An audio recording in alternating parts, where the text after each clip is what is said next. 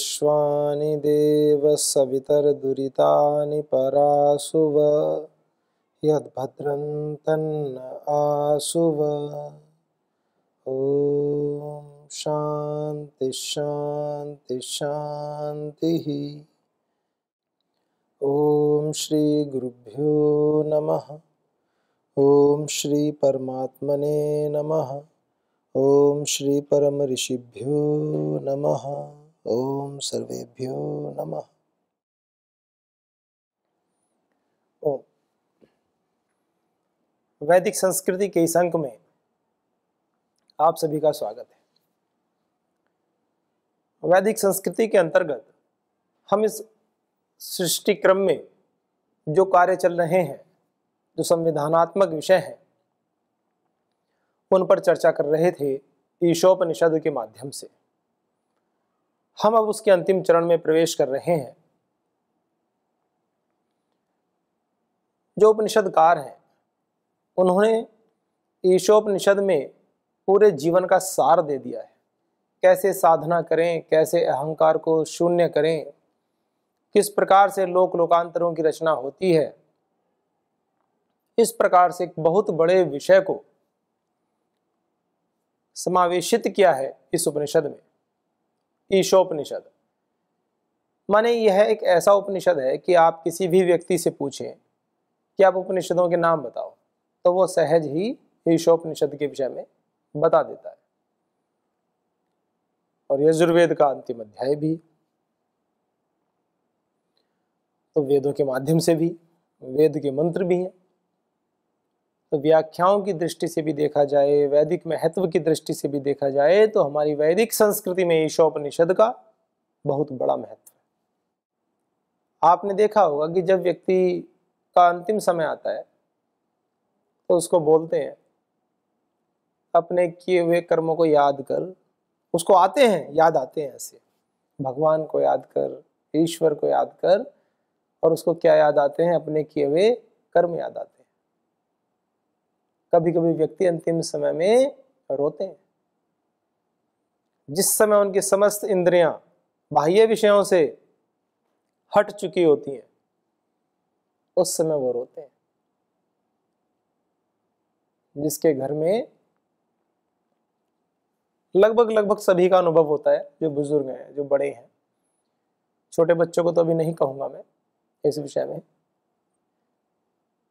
जो बड़े हैं, 25-30 वर्ष की अवस्था में हैं, उससे भी बड़े हैं, तो उन्होंने देखा होगा घर परिवार में, रिश्तेदारी में, संबंधों में, जो बुजुर्ग होते हैं, जिनके प्राण अंतिम अवस्था में होते हैं, बस वो जाने ही वाले हैं, उनका शरीर पूरा होने ही वाला है, ऐसी अवस्था में जब आते हैं तो ऐसा कहते हैं ना कि अभी उनकी देखने की शक्ति चली गई, वो देख नहीं पा रहे हैं, सुन पा रहे हैं, बोल नहीं पा रहे हैं, वाक शक्ति चली गई।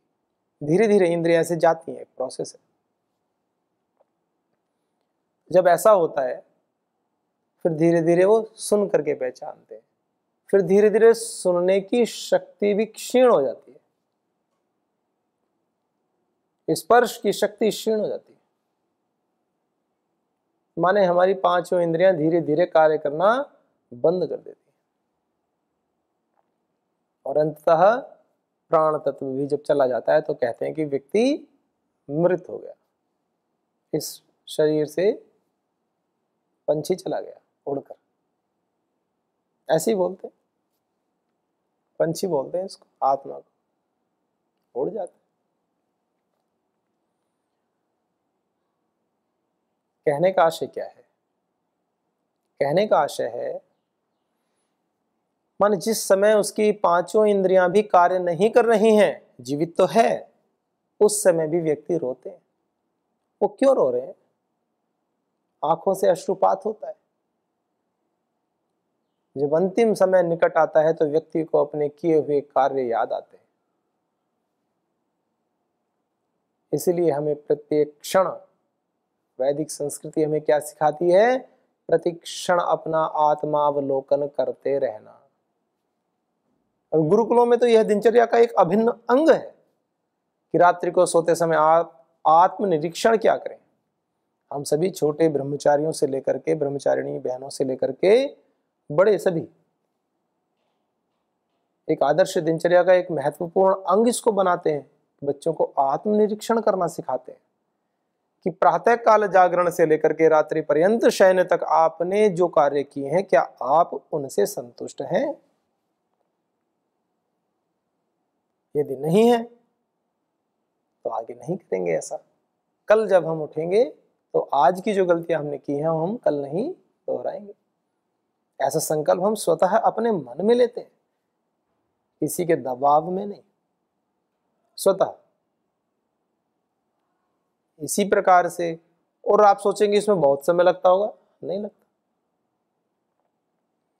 ज्यादा से ज्यादा 2 मिनट 3 मिनट, बस इतना ही है।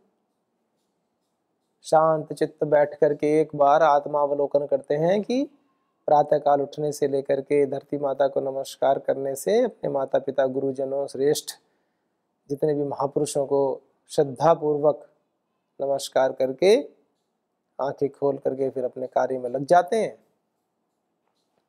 जो विद्याभ्यास कर रहे हैं वो विद्याभ्यास करते हैं, जो श्रेष्ठ व्रतों का अभ्यास करते हुए, विद्याभ्यास करते हुए, योगाभ्यास करते हुए धीरे धीरे अपने पूरे जीवन को ऐसे जी लेते। और रात्रि काल में शाम को शयन के समय एक स्थान पर बैठ करके, जहाँ शयन है या तो अपने आसन पर बैठ जाएं, या जो शयन जहाँ पर करना है वहीं पर बैठ जाएं, पालथी मार करके, सिद्धासन, सुखासन, पद्मासन, जो भी आपको अनुकूल हो। लेट के ना करें तो ज्यादा बेटर है।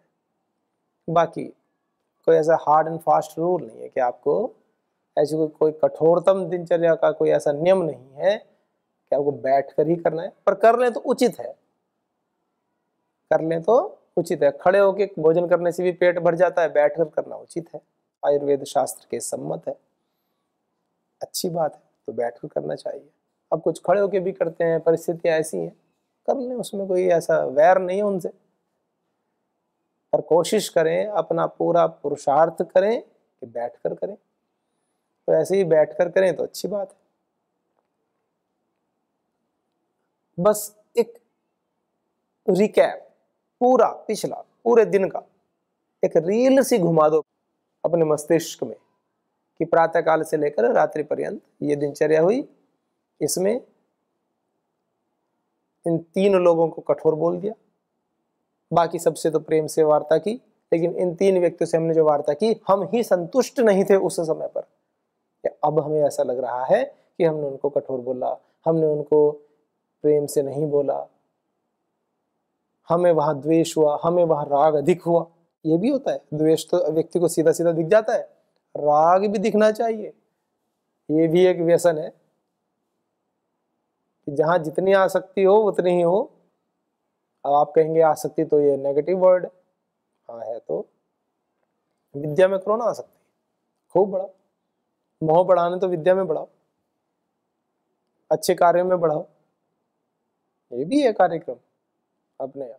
अगर किसी को मोह करना ही है, उसके समझ नहीं आ रही है बात, तो इतना तो समझ में आता है कि अच्छे कार्यों में मोह, अपने आसक्ति बढ़ा लो और बुरे कार्यों से हटा लो, इतना ही कर लो। जो जैसा जिस भाषा में समझना चाहता है समझ लो, हानि क्या है। बहुत बड़ी बड़ी शास्त्र की बातें समझना आती हो तो जो मूल रूप में, जो सार रूप में हमारे ऋषियों ने बातें कही हैं, छोटी छोटी बातें, सदा सत्य बोलो, बोलो, किसी का दिल मत दुखाओ, मत दुखाओ। अब ये जो वाक्य हैं ये नीतिगत वाक्य हैं, कुछ आध्यात्मिक संदर्भ में अलग होगा इसका अर्थ,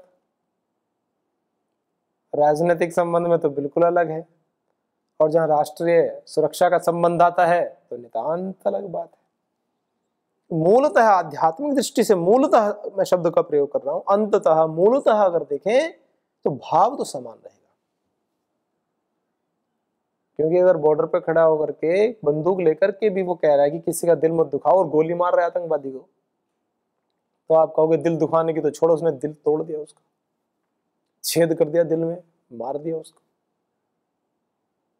तो वो दिल दुखाने का तात्पर्य फिर वहां आतंकवादी का दिल दुखाना नहीं है, वो है कि वो आतंकवादी आकर के बम फोड़ता, कितने मासूम छोटे बच्चों को, माताओं को, बहनों को, भाइयों को, कोई प्लेटफॉर्म पे जाके, कोई कहीं जाके इतने विस्फोट करते हैं, इतने निरीह निर्दोष व्यक्तियों की हत्या करता, तो उनका दिल दुखने से बच गया ना।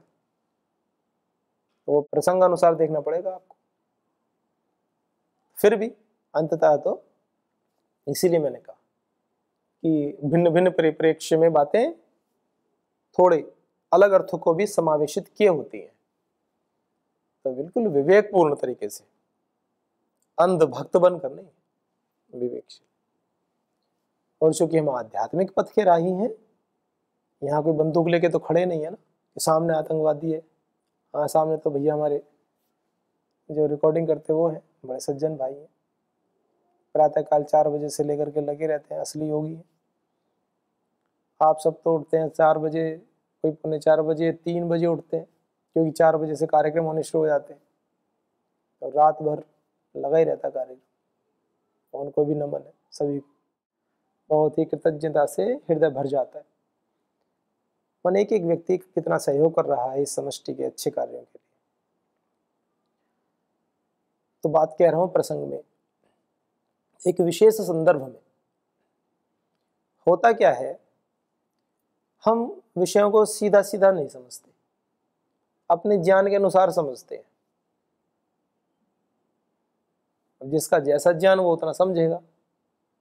तो इसमें विषय को वो इतना जरूर समझ ले, वक्ता का अभिप्राय इतना होता है कि भाई सभी की बुद्धि का स्तर अलग अलग है, कोई बात किस गहराई से कही जा रही है, जो जितना गहराई से उसको समझना चाहेगा वो उसी गहराई से समझ पाएगा, जो धरातल पर है वो धरातल पर समझ पाएगा।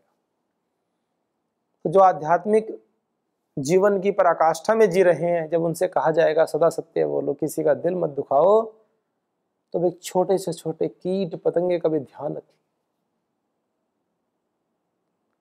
और स्थूल स्तर पर जीने वाले से अगर कहा जाएगा किसी का दिल मत दुखाओ, तो वो सामान्य रूप से जो व्यावहारिक दृष्टिकोण है उसमें थोड़ी सज्जनता बरतेंगे। और जो बहुत ही सरफेस पे जीवन जी रहे हैं, मदहोशी बेहोशी में, वो बस इतना रख लेंगे कि किसी को गाली गलौज ना करें, किसी को मार पिटाई ना करें अनावश्यक, इतना ही कर लें। कीट पतंगों मच्छर मक्खी की बात तो दूर की है, उसका भी कभी एक अलग ही विषय आएगा कि मच्छरों को मारें या न मारें। कोई सांप आ जाए घर में काटने को तैयार है, फना खोल के खड़ा है और छोटे बच्चे भी हैं, कोई है भी नहीं और काट भी, तो उसको मारें कि ना मारें, ये भी बड़ा विचित्र बात है।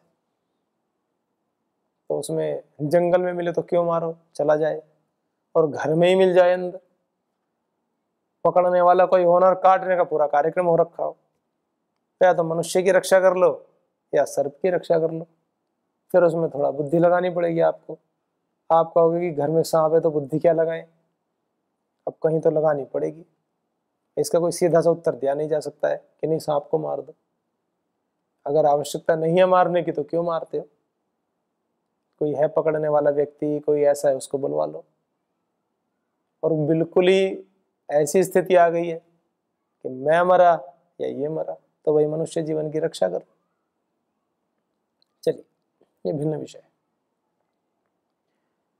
कहने की बात यह है कि जो हमारे शास्त्रों में लिखा है कि इस जीवन जीने के संदर्भ में पूरी एक जीवनचर्या निर्धारित है।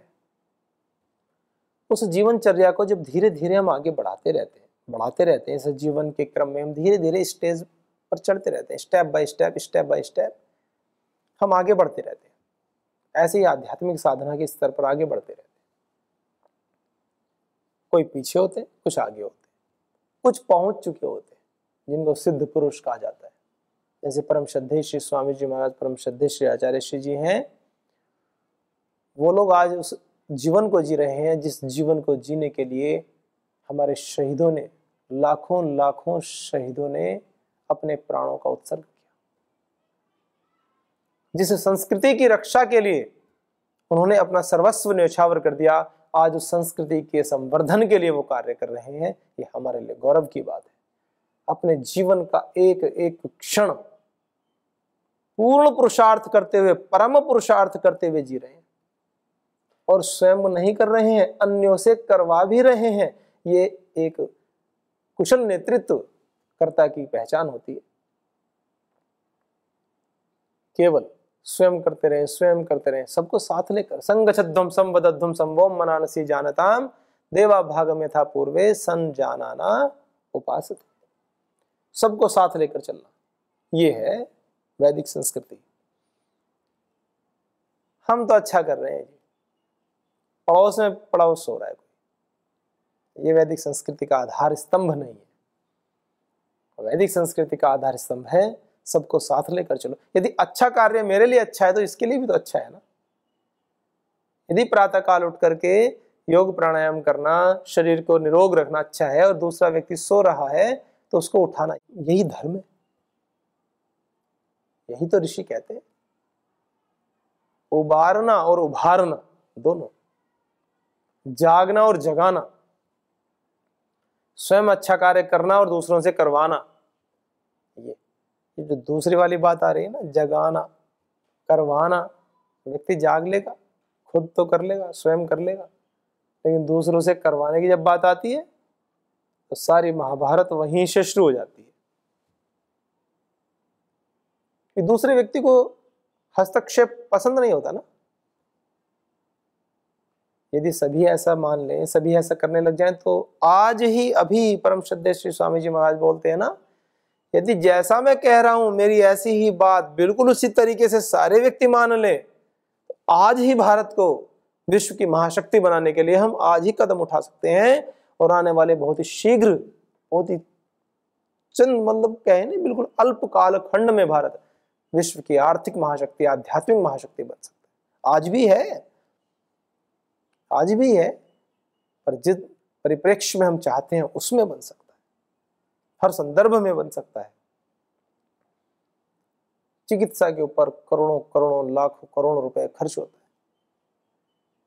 जबकि हमारे पास सारे संसाधन हमारे आसपास मौजूद हैं, घर परिवार में मौजूद। ऐसी ऐसी पद्धतियां मौजूद हैं जिनका अनुसरण करके हम पूरे जीवन भर स्वस्थ रह सकते हैं। पूरे जीवन भर कह रहा हूं, एक एक शब्द सोच के कह रहा हूं, ऐसे ही नहीं निकलना है। हम संकल्प कर सकते हैं कि हम बीमार ही ना पड़े, छोटी बात है। जुकाम हो गया, बुखार हो गया, पैर में दर्द हो गया, सिर में दर्द हो गया, एसिडिटी हो गई, ये हो गया, वो हो गया, ये तो सामान्य बातें होगी। फिर साइनस हो गया, अर्ध कपारी, सर का दर्द हो गया, आधे सर में दर्द की समस्या होगी, किडनी की समस्या होगी, यकृत, लीवर, पता नहीं क्या क्या, फैटी लीवर हो, स्टोन हो गए, आर्थराइटिस हो गई, मस्तिष्क संबंधी समस्याएं हो गई, कितनी बीमारियां हैं। और मनुष्य का एक संकल्प कि मैं बीमार नहीं हो पड़ूंगा, और इस संकल्प की रक्षा के लिए अपनी संस्कृति में जीना, योग आयुर्वेद के साथ में, प्राणायाम के साथ में, आयुर्वेदिक प्राकृतिक चिकित्सा के साथ में, यज्ञ चिकित्सा के साथ में अपने जीवन को ऊर्ध्वारोहण की ओर अग्रसरित करना, ये है वैदिक संस्कृति के आधार स्तंभ। ऐसे करना पड़ता है जीवन, और स्वयं जीना और दूसरों को जीने के लिए प्रेरित करना।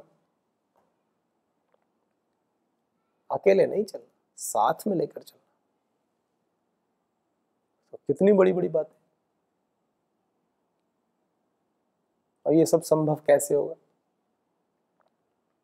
इसके लिए करना पड़ता है अखंड प्रचंड पुरुषार्थ। चेतना के स्तर को, फ्रीक्वेंसी के लेवल को हाई रखना पड़ता है सदैव। और वो कब संभव है? जब आप ऋषि चेतना से जुड़े रहें, अपने पूर्वजों के गौरव को सदैव स्मरण रखें। जो राष्ट्र अपने पूर्वजों के गौरव को भूल जाता है, वो राष्ट्र नष्ट हो जाता है। हमें अपने पूर्वजों के गौरव को सदैव स्मरण रखना चाहिए। हम आज जिस वैदिक संस्कृति में जी रहे हैं, उस वैदिक संस्कृति का आधार स्तंभ क्या है? उस वैदिक संस्कृति में जीने के लिए हमें हमारे ऋषियों को, हमारे महापुरुषों को, हमारे पूर्वजों को, हमारे देश के शहीदों को क्या क्या यातनाएं झेलनी पड़ी हैं, हमें वो ध्यान रखना चाहिए।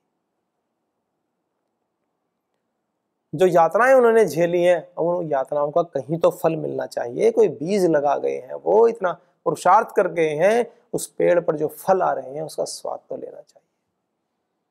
कि सारे यातनाएं लेने पे लगे रहेंगे और फल लेने कोई और दूसरे दुष्ट लोग आते रहेंगे, ऐसा नहीं होना चाहिए। यह श्रद्धांजलि नहीं है अपने शहीदों को। वर्तमान समय में अपने शहीदों की अगर श्रद्धांजलि की हम बात करते हैं तो श्रद्धांजलि है कि हमें 100, 150, 200 वर्षों तक निरोग होकर रख के रहना है, अपनी भारतीय संस्कृति, वैदिक संस्कृति के उत्साह संवर्धन के लिए कार्य करना है। हमें प्रतिपल अपने ऋषियों के जैसे जीवन को जीना है, ऋषियों के वंशज की तरह जीना है,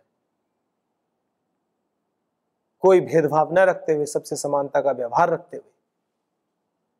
समानता का व्यवहार एक विशेष प्रसंग में कह रहा हूं, व्यवहार तो व्यक्तिशः केंद्रित होते हैं। समानता का व्यवहार जाति पाति की अवस्था, इस विषय में सभी मनुष्य जाति है। इस भाव को, इस बड़े भाव को गौरव देना, इस बड़ी सोच के साथ जीवन को आगे चलाना है, उदारवादी दृष्टिकोण के साथ में। और जब प्रसंग में कोई बात कहते हैं कि उदारवादी दृष्टिकोण रखना है, तो एक ये विधि सम्मत बातें होती हैं, निषेध पक्ष की बात नहीं करता। जो भी शुभ है उसका आधान करते जाएं, उसका वर्ण करते जाएं, अन्यों से करवाते जाएं। जो भी अशुभ हैं, जो विकार युक्त हैं, उनको हटाते जाएं, अन्यों से भी हटवाते जाएं। भी आंख बंद करके थोड़ा सा भी चिंतन करें, तब पता चलता है कि इस वैदिक संस्कृति में, इस भारतीय संस्कृति में जीने का मतलब क्या है। वेद, शास्त्र, उपनिषद, दर्शन पढ़ते हैं, व्याकरण पढ़ते हैं, कभी कभी ऐसा लगता है, कुछ बच्चे बताते हैं कि थोड़ा कठिन है, मन नहीं लग रहा है। हम इस बात को कि मन नहीं लग रहा है, इस बात को कहकर के इतिश्री कर लेते हैं और उस विद्या से, उस अभ्यास से, उस संस्कृति से धीरे धीरे हटने लगते हैं। शरीर से खाल को उतरवा दिया गया, यज्ञोपवीत उतारने के लिए गर्दनें कटवा दी गई, लेकिन अपनी संस्कृति को नहीं छोड़ा। इस वैदिक संस्कृति को नहीं छोड़ा हमारे महापुरुषों ने, अपने जीवन का उत्सर्ग कर दिया, बलिदान कर दिया। पूरे पूरे गांव में लाइन लग जाती थी और धड़ से शरीर को अलग कर दिया जाता था, सिर को, और एक शर्त रखी जाती थी कि आप ये जो पवित्र उतार दो और दूसरे धर्म में परिवर्तित हो जाओ। लेकिन हमारे पूर्वजों ने, हमारे महापुरुषों ने अपने जीवन का अंत कर दिया, लेकिन उन विधर्मियों के सामने घुटने नहीं टेके। शीश कटे पड़े रहते थे। ऐसे मिली है क्या संस्कृति? ऐसे जी रहे हैं। इस भाव में सदैव हमें जीना है, तब जाके कार्य आगे बढ़ेंगे। तो इसके लिए कोई दुखी होने की आवश्यकता नहीं है। वो कर गए ना, महान बलिदान किए हैं उन्होंने, ताकि उनके आने वाली पीढ़ियां, आने वाले बच्चे, आने वाली हमारी संस्कृति वो सुरक्षित रह पाए, इसीलिए तो बलिदान किए हैं। और आज जब सहज उपलब्ध है तो उसमें जीने के लिए हमें सोचना पड़ेगा क्या? अब तो स्वीकार करें, ये जीवन इस संस्कृति की ओर क्यों नहीं दे सकते? क्यों नहीं जी सकते ये जीवन? घर पे रह के ही जी ले, यहाँ के जी ले, क्या दिक्कत है? जिसको अधिक वेग प्रबल है कि नहीं, ये 20, 25, 30 साल का जीवन इतना ही होता है। 25 साल तक तो नरिशमेंट ही होती रहती है। माता पिता बोर्न एंड ब्रॉट अप, ऐसे बोलते हैं ना, बोर्न एंड ब्रॉट अप, कि मेरा पालन पोषण कहाँ हुआ। तो 25-30 साल तक तो पालन पोषण ही होता है। 60 साल के बाद रिटायर कर देते हैं, जाओ जी अपने जहाँ पालन पोषण हुआ था वहां जाओ, या जहाँ भी जिसका पालन पोषण अपना करवाना है तो अपना करवा लो। बीच के 25-30 साल मिलते हैं, 25-30 से लेकर के 60-55-60 तक। इस स्पैन ऑफ टाइम में, इस कालखंड में कार्य कर लिया तो कर लिया।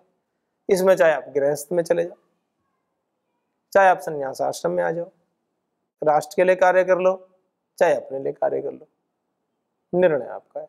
मनुष्य जीवन सर्वोत्तम रचना, सर्वोत्तम कृति आपको मिली हुई, निर्णय आपके हाथ में। कुछ सोचते हैं कि ऐसी बातें सुनने से तो सारी आ जाएंगी, फिर तो सृष्टि चलनी बंद हो जाएगी। ऐसा कभी नहीं होता। ऐसा उस समय भी नहीं हुआ जब एक भाष्य में एक बात आती है कि 88,000 ऋषि हुए सृष्टि में, और उनमें से 8 ऋषियों ने इस सृष्टि को आगे बढ़ाने की दृष्टि से वह गृहस्थ आश्रम में प्रविष्ट हुए। 88,000 में से 8 ऋषि प्रारंभिक अवस्था। ऐसा प्रसंग आता है। फिर धीरे धीरे कालांतर में चीजें आगे बढ़ी। तो ये तो सृष्टि है ना, वो अपने क्रम को तोड़ती नहीं है। आपकी चेतना का स्तर उच्च है, आप ऐसे मन में विचार आ रहे हैं कि ये जो बातें मैं बता रहा हूँ अगर ये चैलेंजिंग लग रही है ना, तो समझो कि आपने वो साधना के स्तर को अब किया है या पहले जन्म में पूर्व जन्म के संस्कार आपके हैं इस ओर आने के। नहीं तो कुछ को तो सुन के चैलेंजिंग भी नहीं लगेंगी, वो तो सुनेंगे और बस ठीक है ये भाषण दिया जा रहा है, सुन ले, जैसे और चीज सुनते हैं। अगर बातें अटक रही हैं तो समझो जान है। जाने का मतलब और सारे सभी में जान नहीं है, ऐसा नहीं है। मतलब इस विषय संबंधित संवेदना उनमें उच्चतम धरातल पर है और उन्होंने इसके लिए कार्य किए हैं। परमपिता परमात्मा के सामने बैठ करके नतमस्तक होकर के उन्होंने बहुत प्रार्थनाएं की हैं कि प्रभु हमें इस संस्कृति में चलाएं। तो कुछ तो मोह के बंधनों को तोड़ना पड़ता ही है ना, तो वो सामान्य होता है। जैसे बच्चा अंडे से निकलता है तो उसके खोल को तोड़ना पड़ता है ना, वहां पर तो माँ तोड़ देती है खोल को। यहाँ थोड़ा सा अलग है, मनुष्य जाति में बच्चे को ही तोड़ना पड़ता है, माताएं थोड़ा मोह के कारण करती हैं, दिल से तो अच्छा ही चाहती हैं बच्चों का। फिर धीरे धीरे इस विषय को समझने में समय लगता है, फिर वो भी सपोर्ट करने लगती है।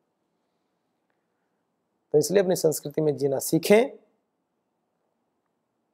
सम्मान करें, इस राष्ट्र की गति में सहायक बने, अपने जीवन के लक्ष्य को प्राप्त करें। इन्हीं शुभ भावों, इन्हीं शुभकामनाओं के साथ आज के इनको विराम देते हैं। ओम शांति शांति शांति। ओम श्री गुरुभ्यो नमः।